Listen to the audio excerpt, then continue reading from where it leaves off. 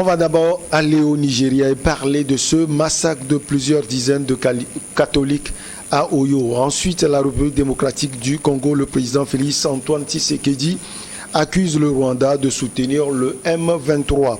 Au Mali, la transition prendra fin en mars 2024.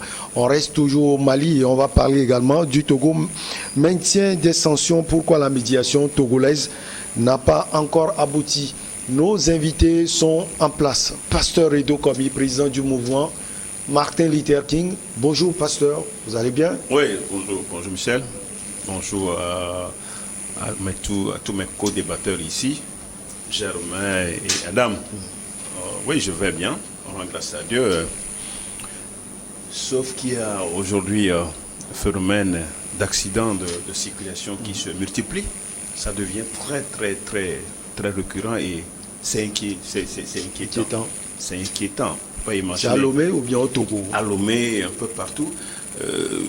Jusqu'hier, juste un exemple, hier après-midi, au niveau du feu rouge de Cole-Saint-Jo, un véhicule a percuté 5 motos devant lui. Hier, juste, a percuté. Et j'arrivais juste sur les lieux. C'était horrible. Heureusement, il faut féliciter le sapeur-pompier qui était venu à temps. Il y avait une certaine promptitude à l'appel hier. C'est ça qui a pu secourir 2 personnes, deux parmi les 5, mais les cas sont très critiques. Là, vraiment, il faut quand même féliciter les sapeurs-pompiers. Ils ont été très prompts. Je crois que le problème, c'est que les agents ne sont pas efficaces, mais problème de matériel des fois, et problème de distance par rapport au lieu d'accident aussi, parce que s'il faut qu'ils quittent leur siège pour venir au lieu d'accident, ça prend du temps. C'est pourquoi il est très important de faire une certaine redistribution de ces services-là dans chaque commune. Si on peut avoir quand même un service de sapeur-pompier dans chaque commune, je crois que ça pourra faire du bien. Et quand vous prenez la route Lomé-Vaughan, Michel, véritable hécatombe. Juste arrivé à Dakbokondi pour aller à Vaughan, mais ça tue. Ça tue presque tous les jours. Ça tue presque tous les jours sur cette route. Et je crois les autorités, que ce préfectorales ou municipales, et toute la population de Vaud, notamment de Vaughan-Ville, de commune Vaud 1, sont aujourd'hui très préoccupés par la situation. Ça tue. Et personne ne comprend pourquoi ça. Vous savez, cette route a pris du temps pour être réhabilitée. Et aujourd'hui, les gens se demandent si c'était resté à l'état. À l'état où il fallait faire beaucoup de gymnastique avant d'y arriver là. Personne ne pourrait rouler avec une certaine vitesse. Ouais. Aujourd'hui que c'est fait, et ça nécessite des ralentisseurs. Des ralentisseurs à partir d'Adakbokondi pour aller à Vaughan, ça nécessite des ralentisseurs pour pouvoir amortir un peu les vitesses. La route continue de tuer et je crains pour le ministre, mon cher ami, le ministre de la Sécurité, en juin, parce que c'est chaque semestre qui fait le bilan. Attention, ça va être macabre. J'ai peur que le jour-là, il risque de pleurer. Par rapport aux chiffres, déjà ce qu'on est en train de voir, ce qu'on est en train de suivre, décidément... nous sommes dans le mois de juin, donc c'est bientôt. C'est bientôt. Ça va être difficile pour lui à faire ce bilan. La route continue de tuer et les causes sont énormes. Nous avons également Adam Adjoronou. Vous allez bien, journaliste, directeur de publication de Vision d'Afrique. Tout va bien? Oui, Michel, ça va. Bonsoir à toutes celles et à tous ceux qui nous suivent, surtout dans le Grand Plateau. Je salue les amis enseignants d'Amlamé, de Kouniou, et dans le Bas-Mono également. Depuis quand tu as mis aux enseignants? Je pensais que c'était moi seul. Bonjour Germain Pouli, ça va? Oui, ça va. Bonjour Michel. Bonjour pasteur. Monsieur le maire aussi également, on oublie de préciser.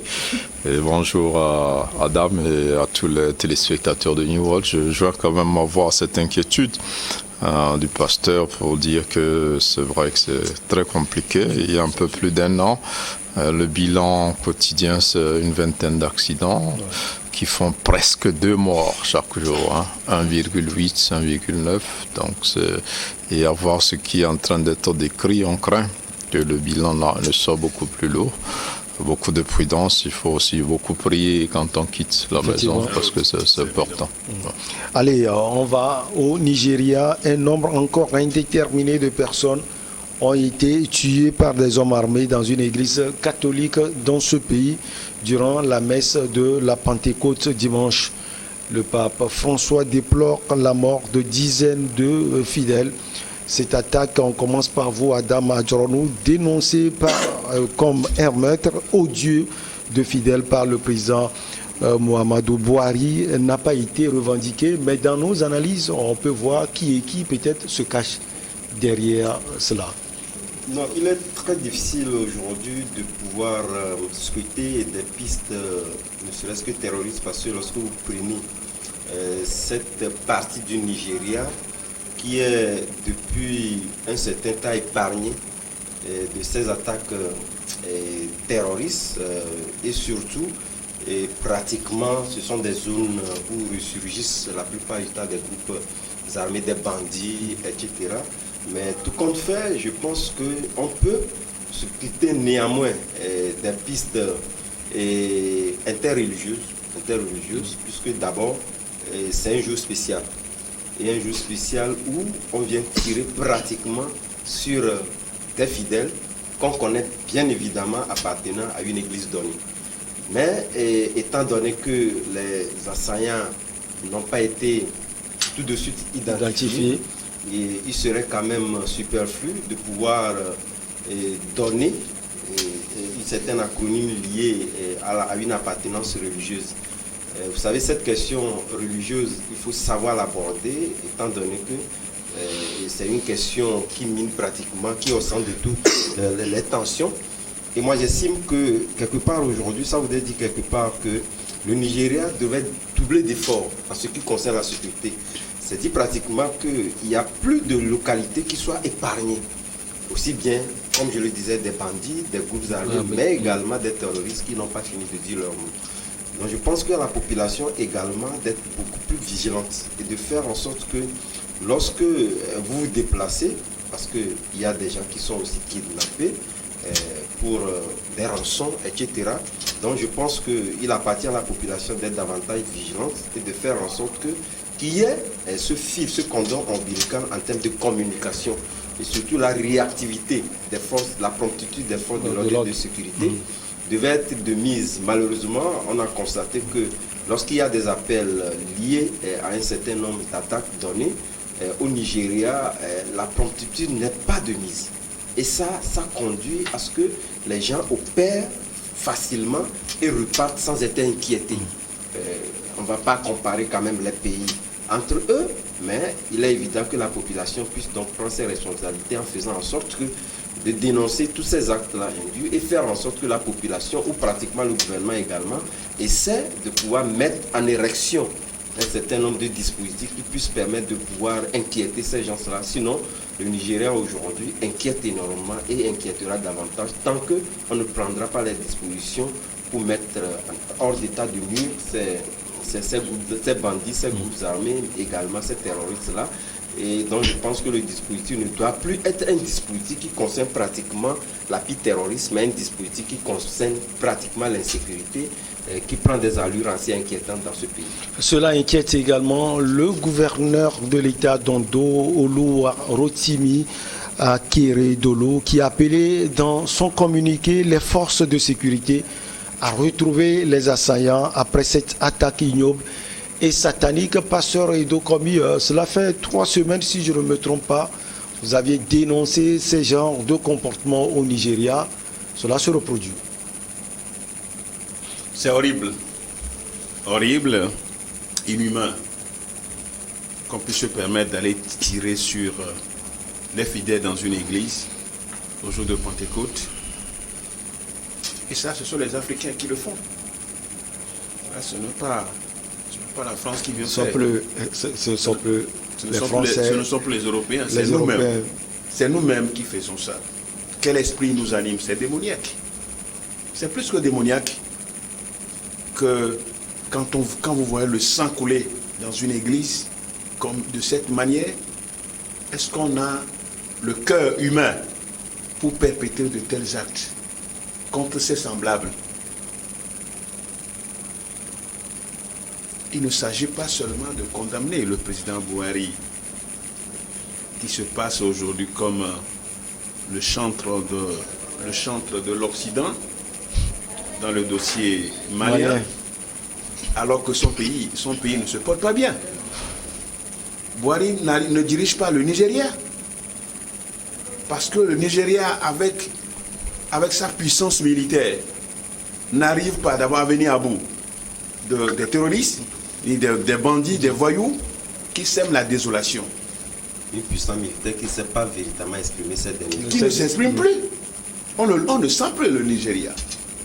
Les attaques meurtrières, les bandits, les voyous, les brigands qui détiennent des armes, juste parce que, vous pouvez imaginer qu'au Nigeria, il y a un camp officieux au Nigeria, où les gens se lèvent le matin en treillis avec des armes pendant... Ce camp dans l'armée finalement. Qui cohabite avec l'armée. L'armée régulière. Pendant des années. C'est inimaginable. Bouhari, c'est un ancien général. Bon, donc, il ne s'agit plus de condamner. Bon, Adam demandait tout à l'heure l'impossible aux populations, parce que c'est le devoir régalien de l'État de protéger les citoyens. En termes d'information, mais la population peut contribuer. Bien sûr, en termes d'information. C'est la règle dit souvent que 80 ou 70% de la sécurité s'assume d'abord par la population. C'est tout à fait normal. Mais ces populations ne voient pas la volonté politique s'exprimer. Ouais. Donc ils vont pas aller se tomber dans la gueule du loup. Parce que voulant faire quoi? Donc le Nigeria a de sérieux problèmes. Mais ce qui s'est passé, c'est inhumain. Vraiment. Maintenant, les pistes, c'est le même mode opératoire. C'est vrai que c'est avec les armes, ils ont tiré. Mais ce qui peut laisser à désirer, c'est que la localité là a été épargnée pendant des années.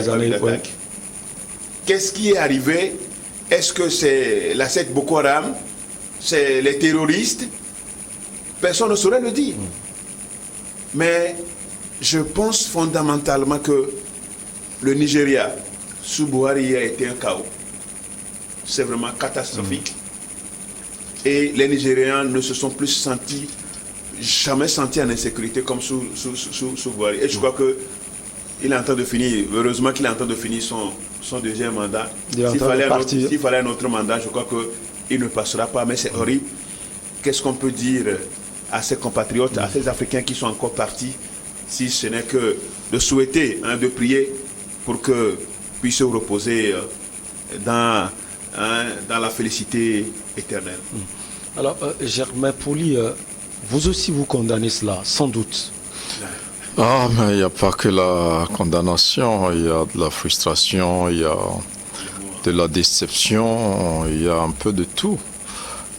C'est inimaginable, vous vous rendez compte, vous êtes chrétien ou croyant, vous allez dans un lieu pour prier, un jour de fête, et que des individus débarquent avec des armes lourdes, avec même des explosifs, et qui font ce carnage-là, c'est extraordinaire, avec des enfants qui sont là, des parents.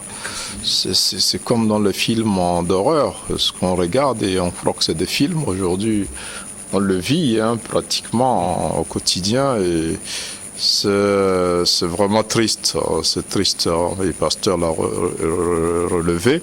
C'est triste pour l'Afrique. Il y a quelques jours, c'est aux États-Unis qu'un jeune est allé canarder les petits garçons. On se disait, bon, les États-Unis, on a l'habitude d'entendre ce genre de choses. Mais là, c'est pratiquement la même chose chez nous en Afrique. Et avec des armes beaucoup plus lourdes qu'aux États-Unis. D'où viennent ces armes-là? Comment des individus peuvent détenir des explosifs et des armes qui ont produit des détonations et qu'ils disparaissent comme ça? Et quand on en est à les chercher, à faire des enquêtes, on ne sait pas si elles aboutiront un jour. Et la situation est assez grave. Elle est très grave. Germain, vous le permettez, on marque une petite pause et on revient parler un peu de ce carnage au Nigeria.